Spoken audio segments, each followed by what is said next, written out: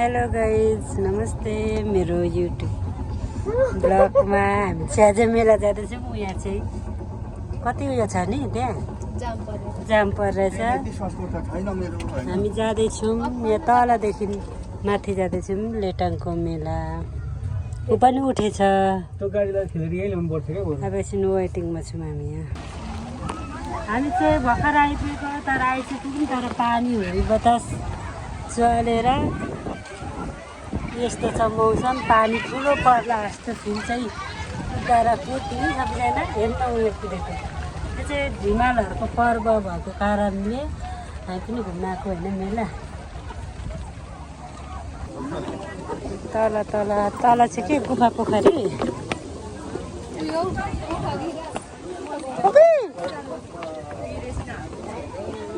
हामी चाहिँ तल झर्दैछौँ।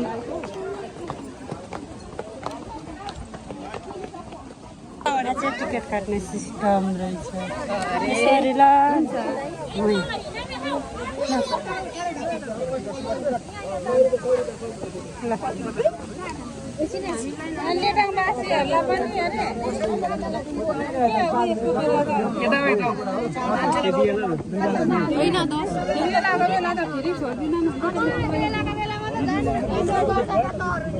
कति रुपियाँ टिकट?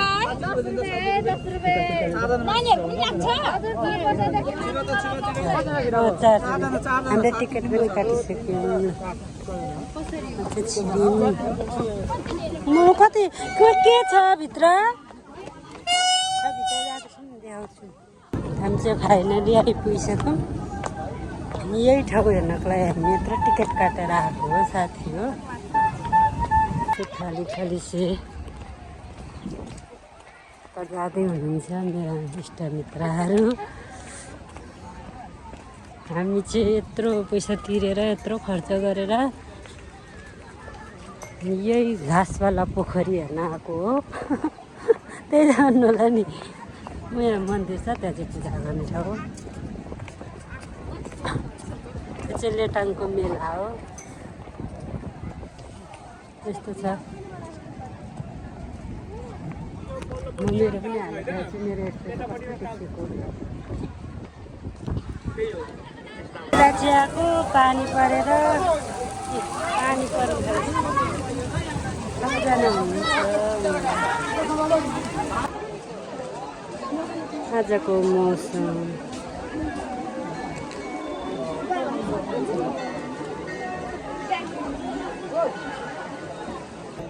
हाम्रो पार्टनरहरू चाहिँ मुनि एउटा बरपिपले चलिरहेछ। आज मौसम यो देखिएको घरमा चाहिँ धान नाच्नु हुँदैछ।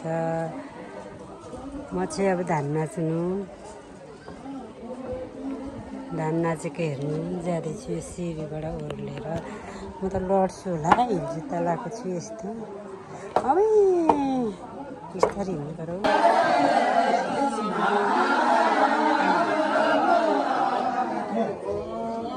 धान नाच्नु हुन्छ लिम्बूहरूको। मेरो जीवन साथीहरू चाहिँ यता छन्। मतलब एउटा मात्रै नि, फेरि सबले सोच्नु जम्लु कता हो यता चाहिँ? गाडीको बाटो यही? हाम्रो भान्जा सिरी हुनुहुन्छ यहाँ। ला उता जाउँ भन्दैछ त नानीले त।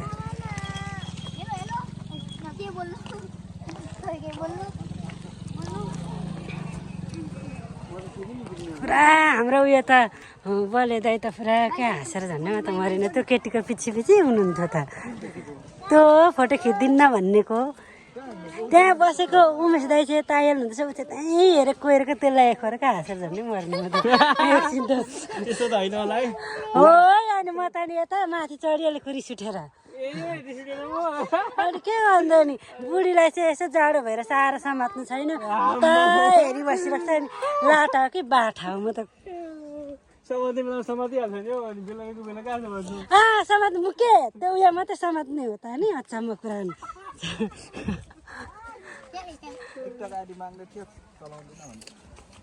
मागो मागो चाहिँ त बुढा त आफूले चाहिँ मागेको होला परिचय गरेको होला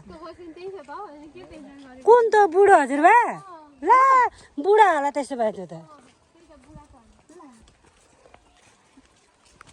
तँ दाइ है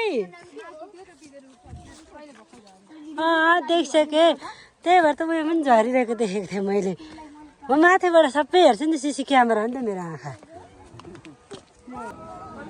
चाहिँ अघि हामी गएको बाटो यहाँ चाहिँ खानेको आइटमहरू बबल टी सबै थोक रहेछ मिलाउने क्रम छँदैछ अझै पानीहरू बबल टी आइसक्रिमहरू छ यो चाहिँ मेला हो मेरो क्यामेरा के भएछ हौ अझै पानी लागेछ क्यामेरामा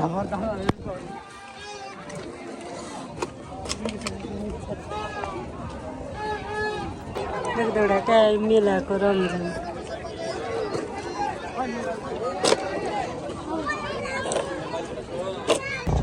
हामी चाहिँ यहाँ टिकटक बजाउँदै बस्दैछौँ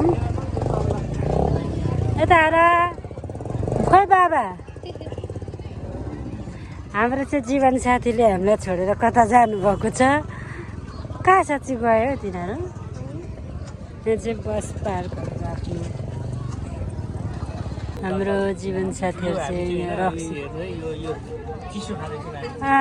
चिसो चिसो छ र त्यो हुन्छ चिसो नाच्छ अहिले हामी चाहिँ यहाँ चिसो लाग्यो है यो मै खाऊँ हुन्छ लु बसेर खानु उनीहरू त आमामा कसरी हेऱ्यो यो चाहिँ 100 को बोलाऊ न 100 को 100 को यही छ म बसेरै खानु क्या खायो मुढा पनि रहेन रहेछ त होइन कस्तो गुल्ले छ नि गार खै त्यो चाखौँ तपाईँ त खानुहुन्न होला नि अब किन हामीलाई अरू एक्स्ट्रा किनिदिँदैनन् होला त मिठो मिठो यहीँबाट अनि भेर्लु भएर जानु होला अझ चाखौँ न हानेको नि गर छ्या तपाईँ नहाल्नु ल मलाई हालेर मैले चाहिँ यहाँको निगर चाख्नु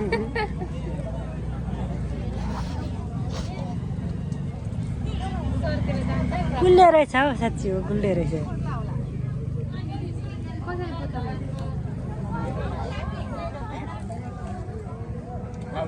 आज खाएको म कहिले खान्न खान्छ ए लिनु त के अरे नानी पट्टा हानिदिन्छु अरे ए गीत बिजुली बालेर अरे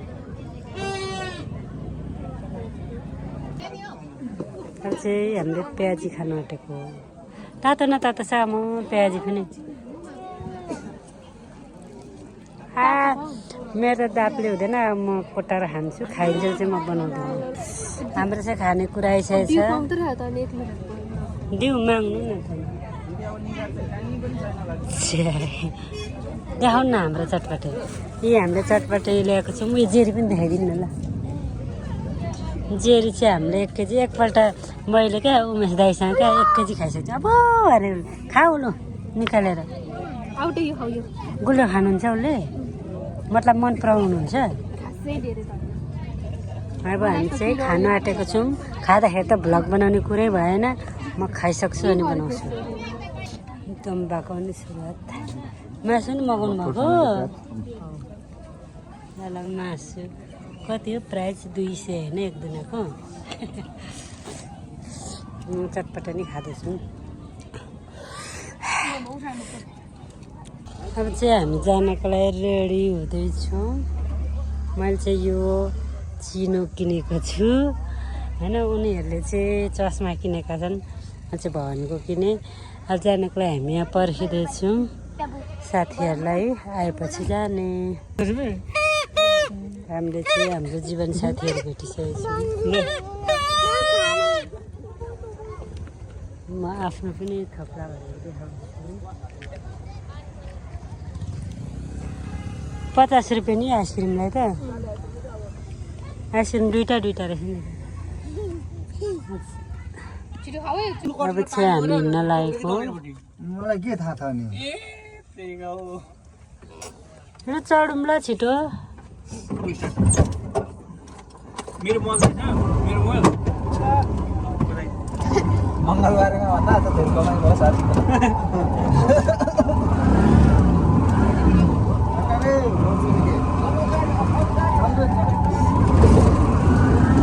बाई बाई। अल्छी गर्दै चाहिँ दाना पकायो भने हुन्छ भन्ने लागेछ। यो हिँडाइ दुःख चाहिँ हामीले किन पाएको भने मेरो बुढोको बाइक बिग्रेको कारणले बुढोसँग एक गतेदेखि हिँडेको हिँडै गर्नु पाएको छु, त्यही पनि गाडीमा टेम्पोमा बल्ल बल्ल चाहिँ यसरी बसिरहनुहुन्छ। जस म चाहिँ हुँदो रहेछ गाडीमा हिँड्दा बिहे गरेदेखि अहिलेसम्म हिँड्न पाइएको थिएन, बल्ल बल्ल हिँड्न पाएको छु। म खुसी छु। यो साल 82 साल मेरो लागि लक्की होला सायद। जोदेखिको खुसी भएपछि त्यस्तै लाग्यो क्या मलाई। हामी चाहिँ गाडीमा आएर गाडीबाट पनि त्यहाँबाट ओर्लेर साथीहरूलाई घर लगाएर रात बसेको 6-7 बजी बसेको राति